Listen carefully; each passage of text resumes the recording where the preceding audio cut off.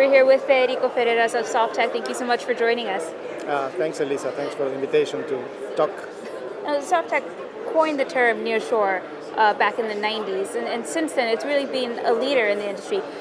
Could you expand a little bit about the need for leadership in the Nearshore industry?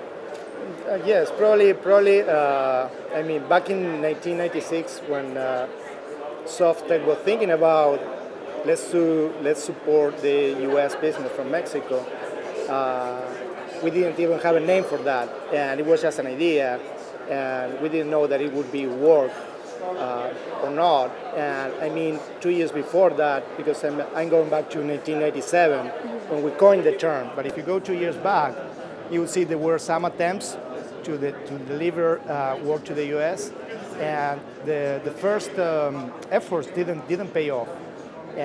But this is the time where SoftTek learned what works and what doesn't, and started to put the infrastructure to really be able to serve customers in a more mature way. And then when you see that we started using the short Nearshore as a complement to offshore or an alternative to offshore, we already have a more clear idea. So it's been 15 years or 16 years from that date, and for us, it's been a long time. So for us, for some, it's a new industry. For us, it's business as usual in the U.S. Many of our people here in Manhattan, they have lived for more than 10, 12 years. In some cases, 15 years. They have stayed in the U.S. So I'm very glad to be here in this event talking about Nearshore and what's next. So, Nearshore, the idea, as you said, started back in like 96, 97. That's a long time. You've been a leader in this industry for a long time. What are some of the things that you've learned? What has worked and what hasn't? And how is this evolving? Well, I think that at the beginning, the value proposition had to do mainly with labor arbitrage and offshore. We hear less and less about offshore and more about globalization and global services. And this is the realization that when you start leveraging countries where there's a lot of talent and it's not being put to great use, then you have an opportunity to go there and do amazing things. So in Mexico and in many other locations where we deliver nearshore services from, for example, Argentina, from Buenos Aires, or from Brazil, the evolution has been placing less emphasis on having cheap labor and taking a different approach. Like, these are our capabilities, and we build these capabilities by training new generations, by influencing and getting connected with the universities.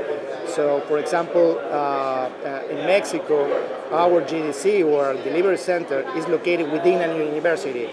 And this is the kind of things that I think I've seen evolving in really shaping how you create the capabilities to do something different from the customer. The Mexico compared to India is more expensive.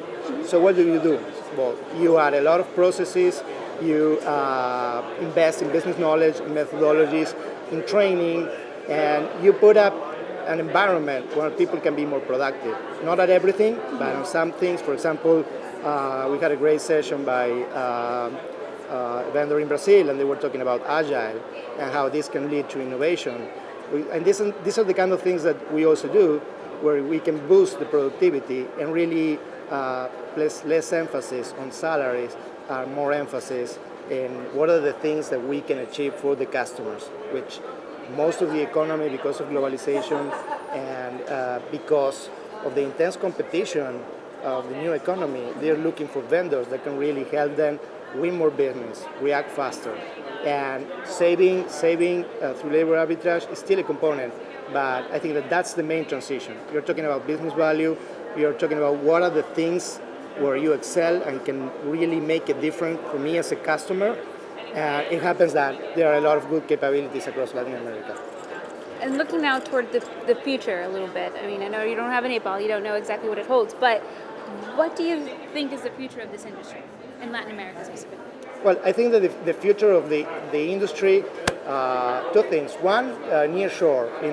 I predict that 5 years from now, we will not be talking about Nearshore. This event is going to be probably 4 times the size as it is today. This is a bold prediction, or maybe 5. What will we be talking about? And we will be talking about innovation in Latin America and what Latin America brings to the table. There are a lot of industries. In Brazil, for example, in the banking sector, some of the banks there are worth more than some of the top 5 banks in the US. Okay, they're big. They must be doing innovative things. In Mexico, in many different industries, in manufacturing. If you look at the trade between the US and Mexico, you would see that in a couple of years, Mexico will be the largest trade partner of the US, surpassing Canada. So we are doing some things in Mexico, in aeronautics, in space, technology, media, automotive industry, in a lot of industries. There are a lot of innovations that we aren't promoting as much. So I think that probably 5 years from now, we will be talking about those innovations. We'll be having more of the end users that are leveraging those capabilities and placing a little bit emphasis on just the location aspect. And this could be the event to showcase all of the things that the region has to offer. It will be more specialized by country, and I hope to be here to see that. Thank you very much. Okay, thank you.